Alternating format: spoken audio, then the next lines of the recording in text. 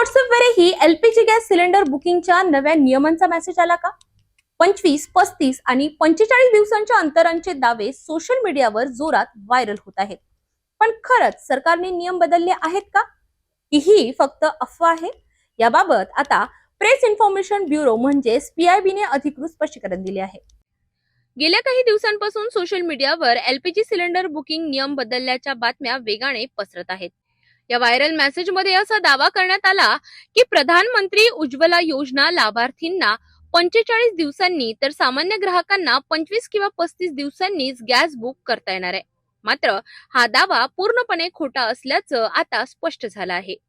Press information bureau दिल्लीने जारी केलेल्या अधिकृत माहितीनुसार एलपीजी गॅस सिलेंडर बुकिंगच्या नियमांमध्ये कोणताही बदल करण्यात आलेला नाही. सध्याचे नियम काय सांगतात? तर शहरी भागात सर्व प्रकारच्या कनेक्शनसाठी 25 दिवसांनंतर बुकिंग आणि ग्रामीण भागात सर्व प्रकारच्या कनेक्शनसाठी 45 दिवसांनंतर बुकिंग. हे नियम प्रधानमंत्री उज्ज्वला योजना किंवा नॉन प्रधानमंत्री उज्ज्वला योजना यावर आधारित नसून हे फक्त शहरी किंवा ग्रामीण भागावर आधारित आहेत, असेही स्पष्ट करण्यात आले आहे. दरम्यान 2 सिलेंडर असलेल्या ग्राहकांसाठी 35 दिवसांची नवीन अट लावल्याचा दावा देखील व्हायरल झालाय.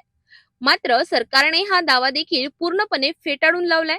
सरकारने नागरिकांना आवाहन केलं आहे की कोणत्याही अफवांवर विश्वास ठेवू नका आणि असे मेसेजेस फॉरवर्ड करू नका. तसेच देशात एलपीजीचा पुरेसा साठा उपलब्ध असल्यामुळे घाबरून पॅनिक बुकिंग करण्याची अजिबात गरज नाही, असंही स्पष्ट करण्यात आलं आहे. अधिकृत माहितीसाठी नागरिकांनी Indian oil corporation, Bharat petroleum आणि हिंदुस्थान पेट्रोलियम या तेल कंपन्यांच्या अधिकृत संकेतस्थळावरच विश्वास ठेवावा, असं आवाहन करण्यात आलं आहे. म्हणजे स्पष्ट आहे, एलपीजी गॅस बुकिंगच्या नियमांमध्ये कोणताही बदल झालेला नाही. सोशल मीडियावर व्हायरल होणाऱ्या मेसेज पासून सावध राहा आणि फक्त अधिकृत माहितीवरच विश्वास ठेवा.